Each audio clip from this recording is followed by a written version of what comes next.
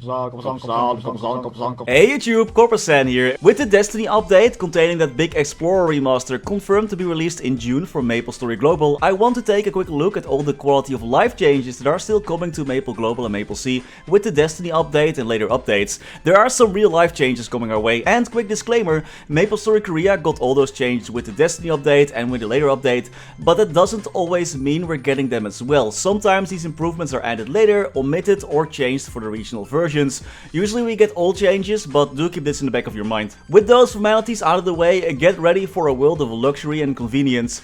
Grinding and traveling to trading maps is going to be made easier with the new and improved Maple Guide. You can now easily select which monster you want to go to and can freely teleport to towns using this new guide menu. More trading spots have been added to the guide for more trading diversity and more maps to teleport to, and rewards will now be given out once per account if your character reaches certain leveling milestones. For example, you get a fancy hat, a special title that increases your stats and gives bonus EXP, leveling potions, etc, etc. Pretty fancy stuff.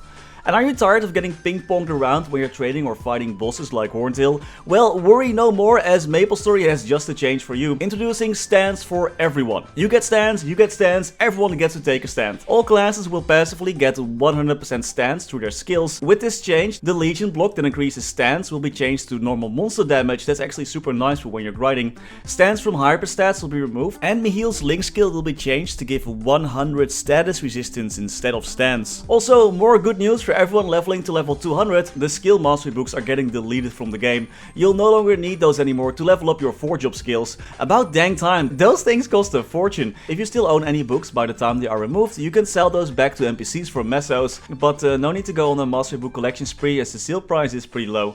Leveling will also be slightly easier in general. The EXP from Frito's special portals will be improved. The Sunday Monster Park boxes no longer will reward 1.5 times EXP coupons, but instead will only give out double EXP coupons, and the EXP needed to level up between level 250 and level 259 will be decreased by about 16%. But life is going to be made even easier for Maples reaching level 200 and that want to complete the 5th job advancement. Soon Maples no longer need 100 Star Force to start the 5th job advancement, and that annoying quest where you have to find a portal in the demon camp has been removed. Instead, you'll have to fight your way through 3 stages of monsters, which is much more easier than the current one that we have. Also, you will no longer need to defeat 10 happy Erdas to get into the Vanishing Journey area. This will be changed to 1 happy Erda. Less happy Erda defeating, more happy life.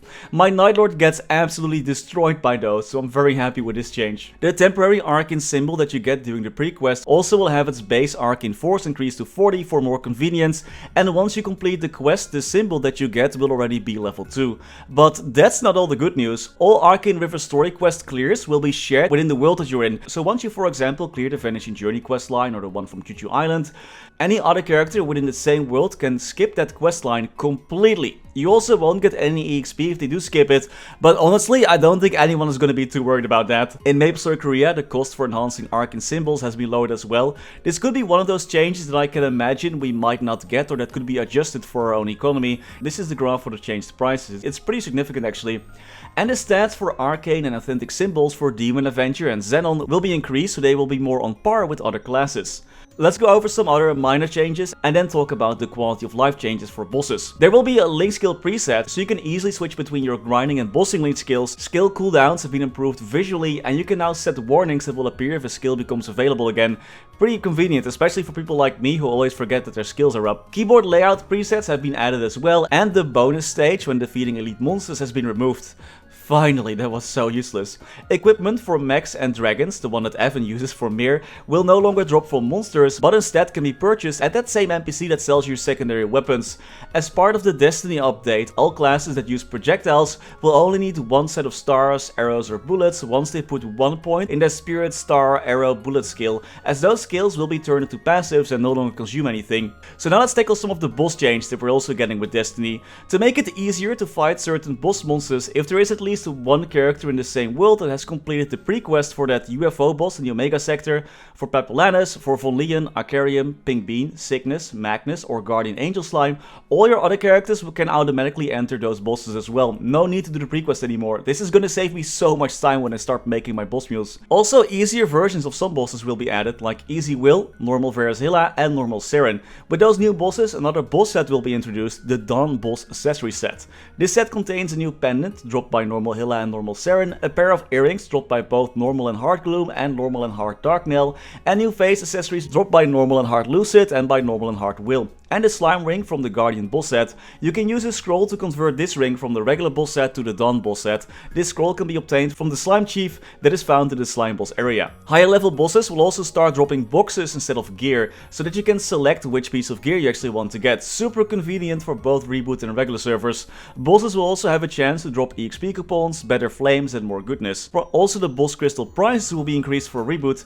In KMS, Nexon introduced a dynamic bossing price changing system. However, after monitoring this system for a while, Nexon has actually paused it for now, and it doesn't look like we'll be getting that either. And for the endgame Maplers, you will soon be able to practice running the Black Mage boss battle up to 20 times per day without consuming any resources. Daily bosses can also be entered more than once a day. They can still only be cleared once a day, but if you fail or DC, you can enter again without losing the opportunity to defeat the boss. So I just checked, and you can, for example, go fight Zakum, defeat only the arms, go back out, and after 30 minutes you can go back in again to fight again. The cooldown is quite long, but it almost sounds exploitable with the way it works right now. I'm not sure if it actually works for Maple Global, because our Zakum gives crazy amounts of EXP. You can just defeat the arms, go out, go in, go out, go in every 30 minutes. Interesting. Let's see how Nexon's gonna tackle that one.